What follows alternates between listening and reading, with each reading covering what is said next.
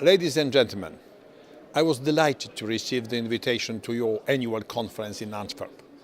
I regret very much that my parliamentary duties make it impossible for me to attend the conference in person, even if it is in Brussels or somewhere in Belgium. I had the pleasure to meet many of you before. When I was rapporteur for the 7th Research Framework Programme in the European Parliament, I attended conferences of the European University Association in Uppsala 10 years ago, in 2005, and in Wrocław 2 years later. Back then, the European University Association provided very valuable input, highlighting the role of university in research innovation policy. Your voice was also very important in the creation of Horizon 2020, maybe even most important. And it remains important in the strategic debate today. The topic university in research and innovation, people, policies and partnerships reflects this importance and commitment. We would like to influence our society, not only the scientists. It is also a most timely one because Europe of the future is Europe driven by innovation. There is no other way if we want to be globally competitive, safe and environmentally friendly. If we want to push Europe forward from the crisis and stagnation, because innovation means, simply speaking, more growth, more competitiveness and creating jobs. This is why research and innovation have been steadily coming to the forefront of all EU policies. It has become a priority in Europe 2020 strategy and its flagship program, the Innovation Union.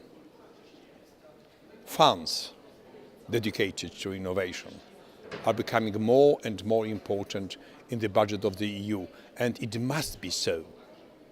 It is reflected in our framework programs. Horizon 2020 is the biggest program of its kind in the world, but the importance of innovation is also reflected in other areas. For example, structural funds.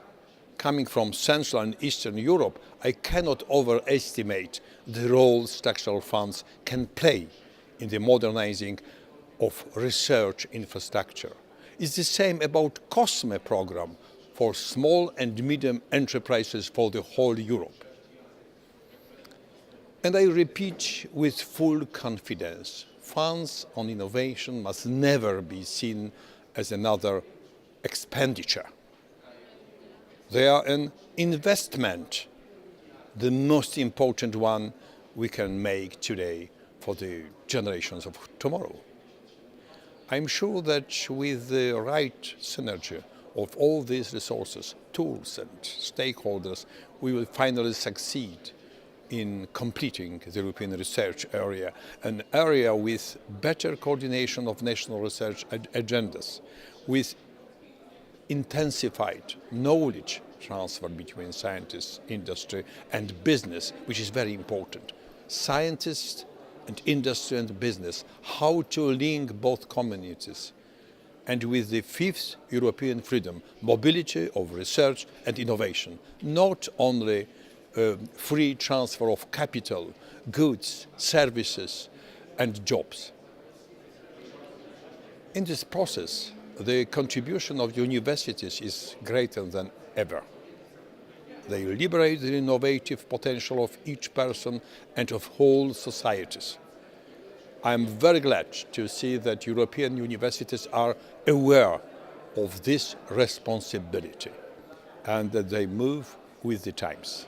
An excellent example is the UNICET project in the field of energy, which you will also discuss during this conference. After all, energy is the precondition for all human activity, not only for economy, of course. Concluding, let me congratulate the organizers on the choice of the topic for this conference. Let me also reassure you that the voice of European universities as key actors in research and innovation is heard and appreciated in EU institutions. And I am not saying this just because I have a double hat of a politician and university professor. It means I'm with two CVs as a scientist and politicus. Ladies and gentlemen, I wish you a most fruitful and energizing conference, and I look forward to hearing your conclusions and recommendations. Thank you very much for your attention.